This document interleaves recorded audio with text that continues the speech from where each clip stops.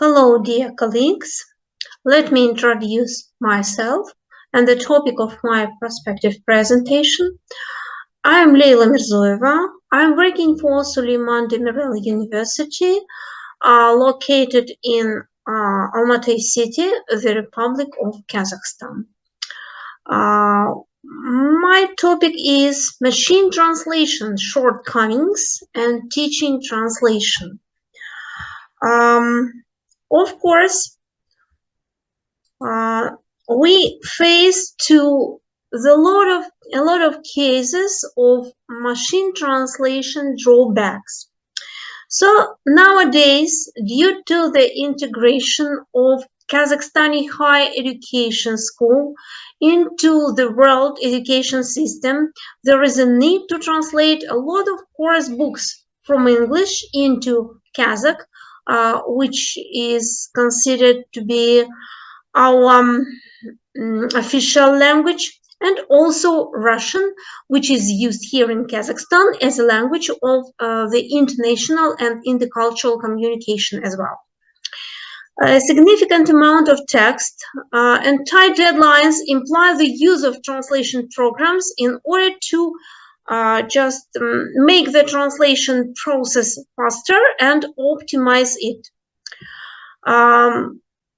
As a research technique in my study, I have used comparative analysis of source and target texts. Also, it is necessary to highlight that the translation of the aforementioned books cannot be completely computerized. So it is quite obvious that the translators need to edit carefully the text rendered by a computer program. Also, it is evidenced by the results of linguistic examination aimed at translation quality development. I think that in various cases of translation errors can be used for the purposes of teaching written translation in order to prevent those inaccuracies in prospective translation, which will be done by specialists, not by computer program. It will be really useful for both pre-service and in-service translators to identify and to correct the certain mistakes. Also, in my opinion, it will help translators to prevent making such kinds of errors. While doing comparative analysis, it is necessary to take into account the following methodological factors. First of all, the informational identity of the translated version to the original text, then matching the style of the source and target texts, then the correspondence of translated terms to their equivalents in the source texts. Here you can see the comparative and the material for our comparative analysis. I have used the course book natural gas processing from midstream to downstream. The authors are Nimir and El-Bashir and others.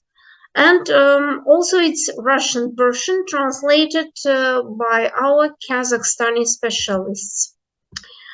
Our findings show that the most typical mistakes in our case were related to the use of, first of all, an incorrect equivalence. Then, the mistakes were presupposed by the lack of semantic correspondence between source and target texts. Also,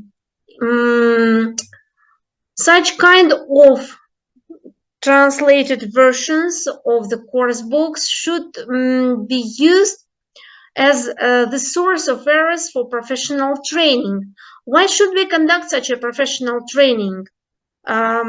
Just to see the need for careful editorial work, which becomes obvious when comparing the source text and its translated version.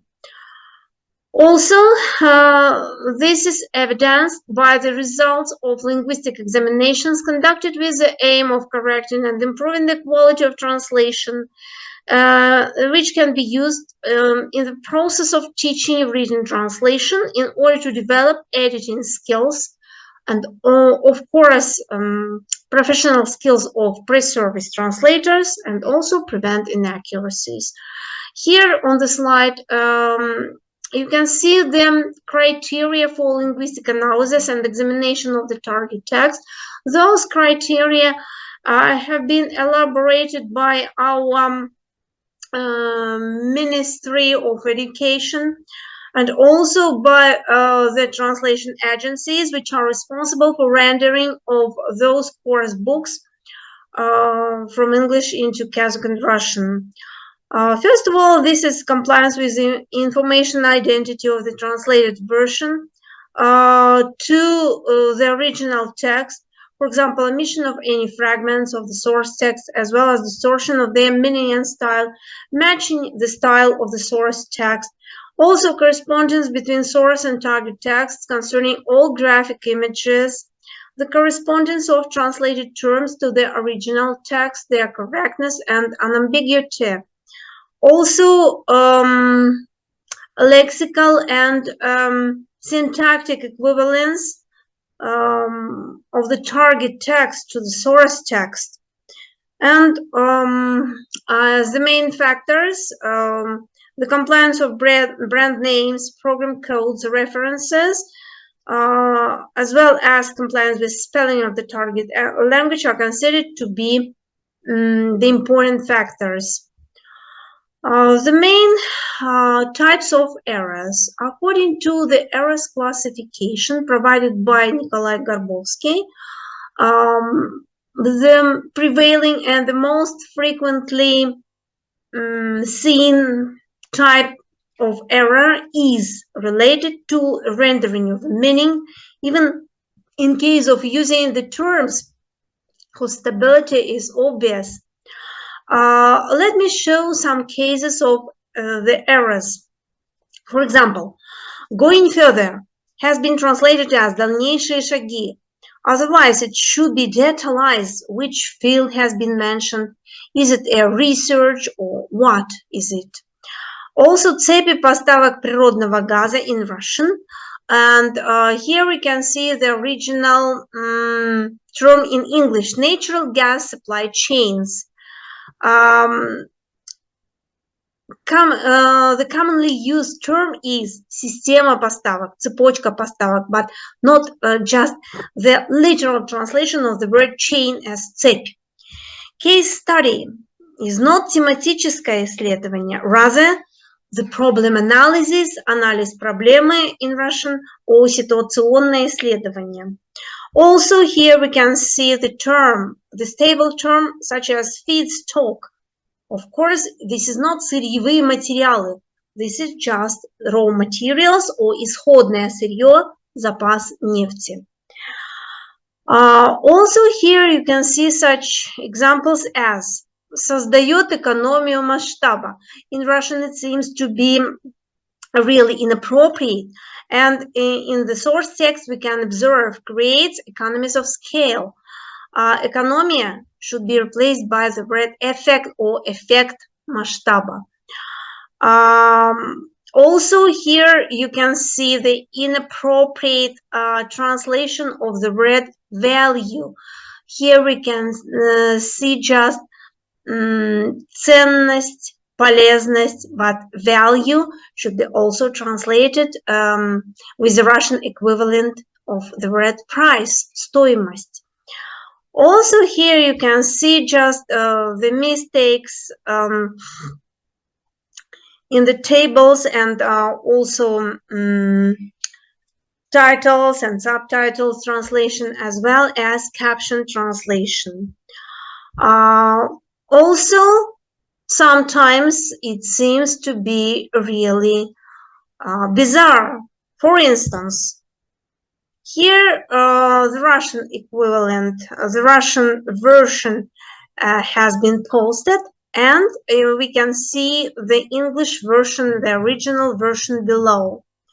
In the case of LPG fracturing, two flaring options will be considered: flaring 100% to the flowback gas for the government allowed 10-day maximum.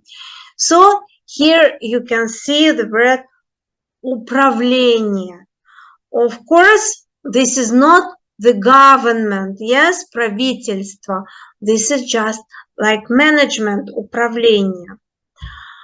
Also, here we can see just the incorrect correspondence, because for the machine translation for the program, it doesn't matter whether the oil is not an equivalent for a sand. But here we can see тяжелые виды нефти, такие как нефтеносные пески. In the Russian text, we can see that the sand containing oil is considered as a type of oil, whereas in the original version, there is heavy oils such as those from tar sands, the oil from tar sand, but not the sand itself. So in conclusion, let me say that we have found more than 100 examples, and all of them were used in the process of translators training. All the translators, pre-service translators in our case, more than 40 students of translation studies specialty considered those training as very beneficial for them. Of course, we shouldn't consider translation programs as competitors to human translation. First of all, because of significant amount of drawbacks in machine translation, as it has been shown before. Also, the use of machine translation shortcomings should be applied for translation studies program as the live material they will deal with.